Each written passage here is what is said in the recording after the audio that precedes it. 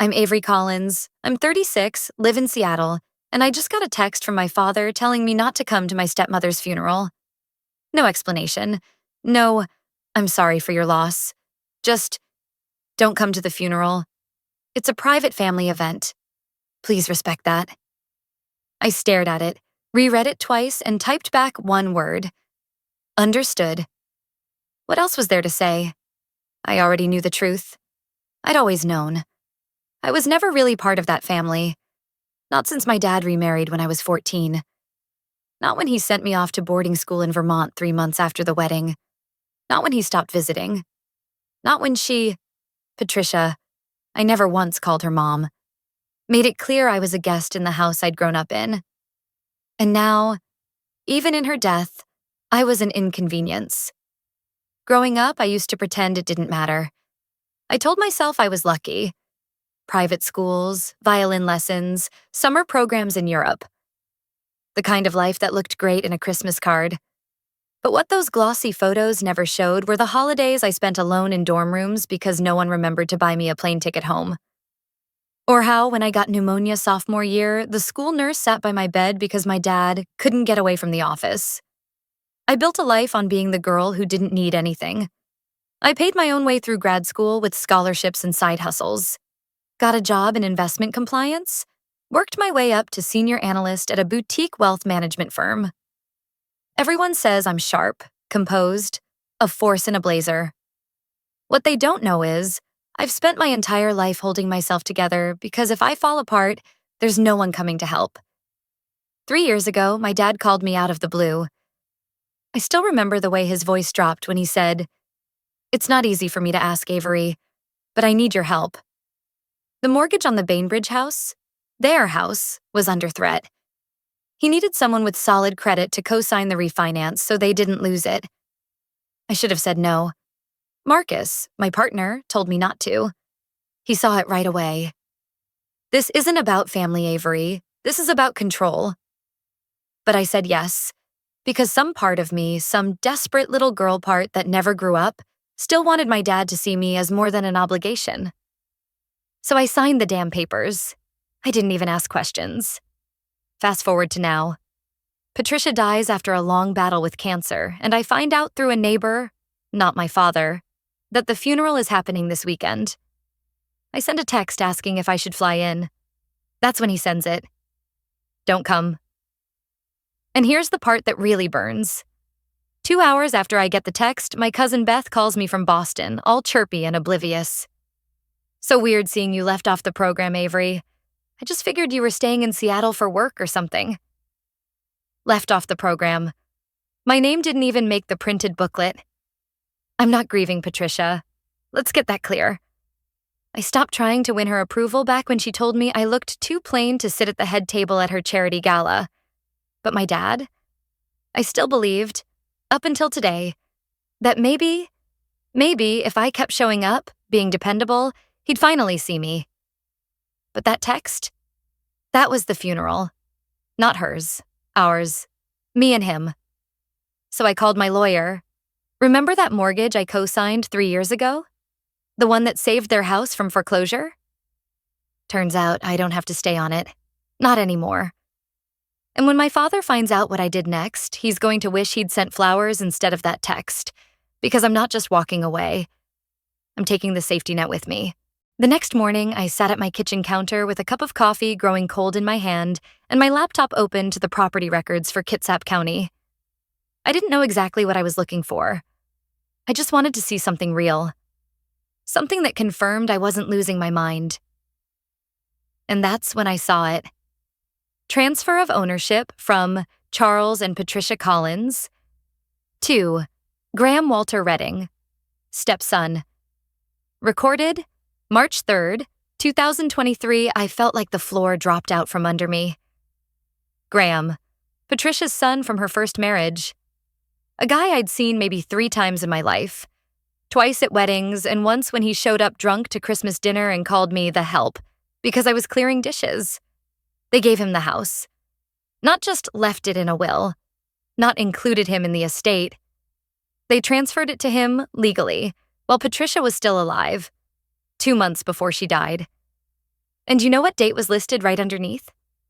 The one where I co-signed the mortgage 3 years ago. The house that I saved. I just sat there, staring at the screen, heart thudding in my chest. My ears were ringing. I couldn't decide if I wanted to scream, cry, or laugh at how predictable this all was. I thought maybe, just maybe, that helping my father would mean I'd earned a place at the table. Not even the head of the table. Just anywhere near it. A spot. A chair. A little piece of acknowledgement that I mattered. Instead, I'd been played, used like a bank. And now that the debt had matured and they didn't need me anymore, I'd been thrown out like old paperwork. Marcus walked into the kitchen, saw my face, and stopped cold. What happened? I turned the laptop so he could see. He skimmed it, then looked at me with that same mix of rage and heartbreak he gets whenever my father comes up. "Are you kidding me?" he said quietly. "Nope." My voice cracked. He gave him the house. Marcus stepped forward and wrapped his arms around me while I just stood there, numb. "I'm calling Jennifer," I finally said, pulling away. "I went off that loan yesterday." And that's what I did. By lunch, my attorney had pulled up the refinance contract. She confirmed I'd signed on as co-guarantor, meaning the mortgage terms were partially based on my credit. And yes, if the primary borrower defaulted, I'd be on the hook for the full amount. But if you're being removed, she explained, he'll need to either refinance under new terms or pay off the balance in full. "Will that trigger any penalties?" I asked. "For him? Possibly. Depends how tight his cash flow is." Good. I gave her the go-ahead to draft the paperwork. I wasn't expecting an immediate reaction. I figured we'd send the paperwork to the bank and Dad would find out eventually, probably when they called him about new collateral. But the universe had other plans. Because around 5:30 that evening, I got a call from my cousin Rachel, of all people. She sounded panicked. Avery, did you talk to your dad today?" "Number why?" She hesitated. "I just left dinner at the yacht club with some of the family. Graham was there. So was Uncle Charles. And it got weird." "Weird how?" "Graham made some joke about inheriting the house and the loan. And your dad just lost it. Like full meltdown. Said something about fraud and betrayal and..." She paused. "I probably shouldn't be telling you this." "No, keep going." "Well, he said your name, Avery, in front of everyone. Said you were threatening the stability of the family estate and that he'd have to liquidate investments to cover your selfish decision." I hung up before she finished. Because what she didn't know, what no one at that dinner knew, was what Jennifer had found earlier that afternoon. A second mortgage, taken out 6 months after I signed as co-guarantor, with my name on it, a signature I never gave, a loan I never knew existed. And that's when it hit me like a freight train. This wasn't just betrayal. It was fraud. I wish I could tell you I was shocked. I wish I could say I sat there staring at the second mortgage papers with my hand over my mouth, whispering, "No, he wouldn't." But I didn't. Because deep down, a part of me already knew. The signature looked like mine, close enough to pass a glance. Same swooping A, the same overly loopy Y at the end of Collins. But it wasn't mine. I never signed a second loan. Hell, I didn't even know there was one. I called Jennifer, my attorney, and sent her a scan of the document. She didn't say anything for a full 10 seconds. When she finally did, her voice was ice cold. "This is bad, Avery. This is not a mistake. This is criminal." My heart was pounding. So what now? "We're going to demand full disclosure from the bank, and I'm going to need you to go through every piece of mail, every loan document, anything you might have received over the last 3 years. If they used your name once without your consent, odds are it's not the only time." I hung up and immediately began tearing through the drawers in my desk. I found 3 envelopes from the Bainbridge Property Trust, unopened. I had assumed they were just standard cosigner updates. But one caught my eye. Dated June 2021. The envelope was crumpled, like it had been stuffed into another pile. Inside was a notice of rate adjustment for a home equity line of credit, opened under both my father's and my name. $150,000. Taken out the same month Patricia was hospitalized for the third time. My throat closed. That wasn't just paperwork. That was my future, my credit, my liability, my risk being tossed around like a backup plan. I'd spent the last decade building my financial record brick by brick, paid off student loans early, bought nothing I couldn't afford. Even when Marcus and I talked about buying a place together, I insisted we keep our finances separate, just in case. Because I'd seen what dependency looked like. I'd lived it. And now, my father had dragged my name through the mud, without so much as a phone call. I wanted to scream. I wanted to drive across the bridge and bang on his damn front door and demand he look me in the eye and say I didn't matter. But instead, I did what I always do. I kept my voice calm, my hands steady, and I planned. That night, I called Marcus and told him everything, every detail. He didn't interrupt, just listened. And when I finally ran out of words, he said, "Whatever you decide to do, I'm with you." The next morning, Jennifer sent a formal notice of withdrawal from all financial obligations related to the property, citing fraud.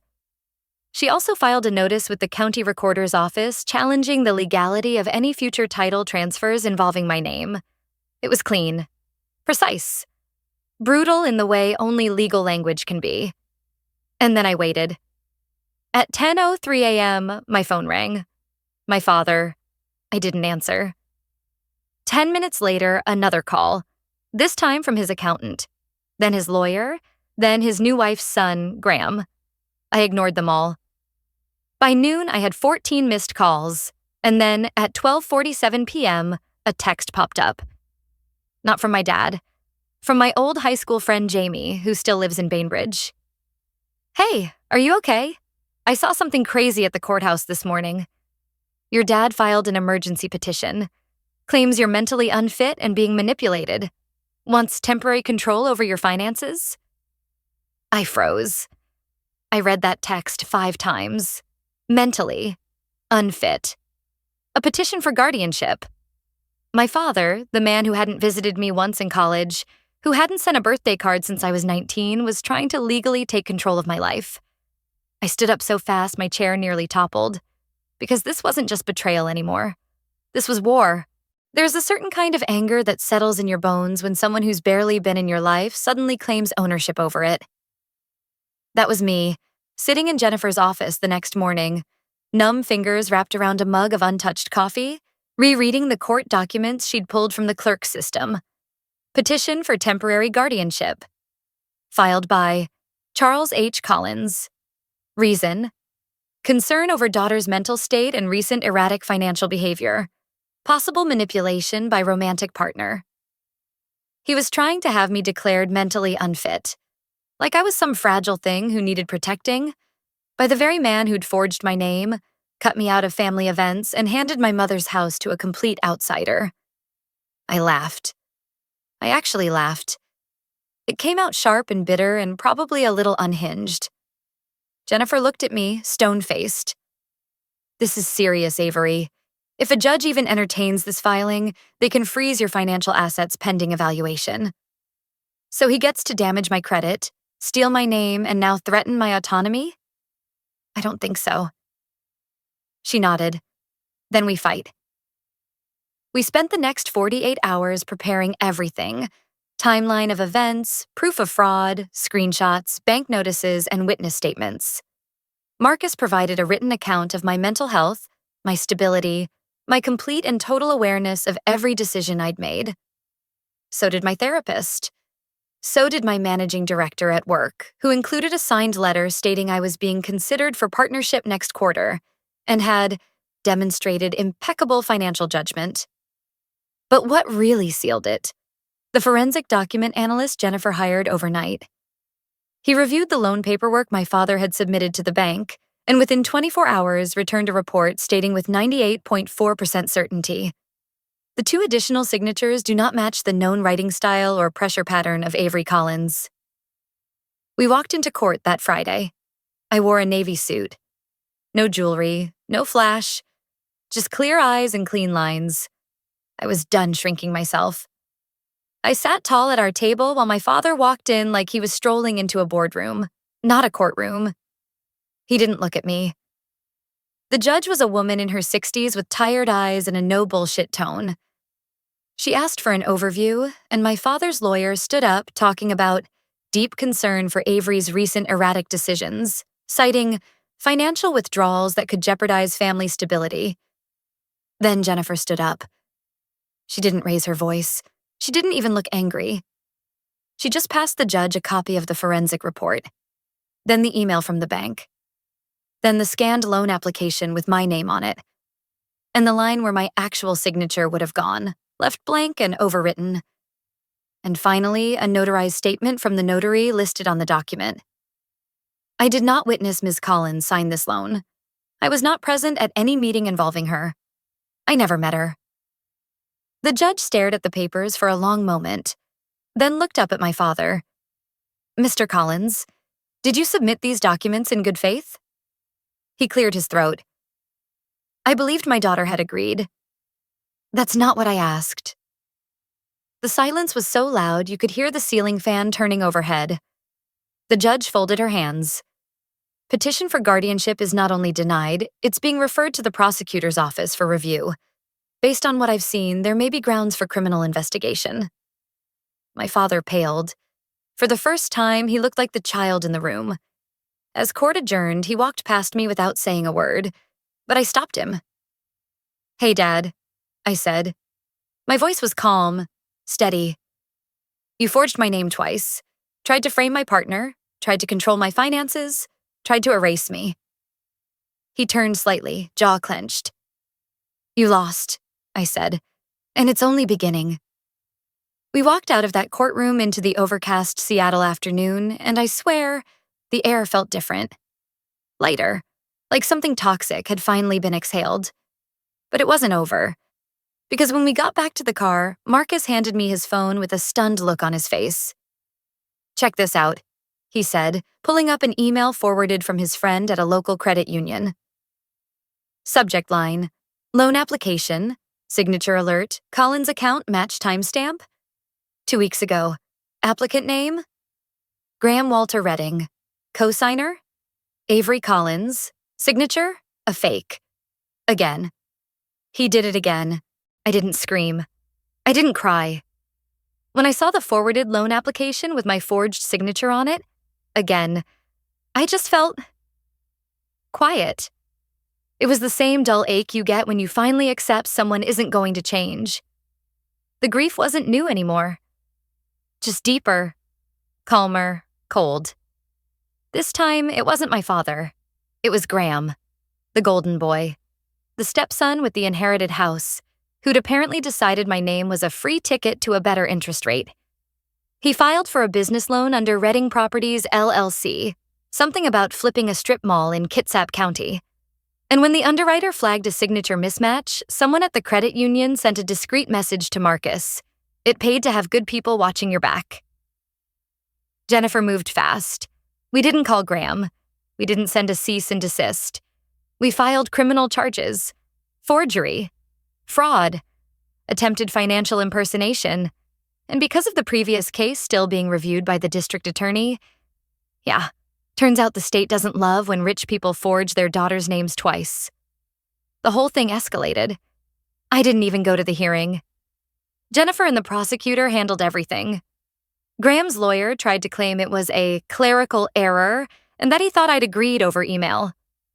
Spoiler, I hadn't. I had no email, no phone call, no text, nothing. Just another man with the Collins name assuming he could use me like a tool and toss me aside when he was done. But not this time. By fall, Graham had taken a plea deal. He avoided jail but was slapped with a felony record and ordered to pay restitution for legal fees and damages. He lost his job at a mid-tier investment firm in Tacoma. Apparently, they frowned on white-collar risk. My father? Well, after his guardianship stunt failed and the investigation into the forged loan papers picked up steam, He resigned from the board of his golf club for personal reasons. Quiet whispers started about him using family leverage to hide business debt. His name started disappearing from plaques and directories that once flaunted it proudly. But the worst part for him?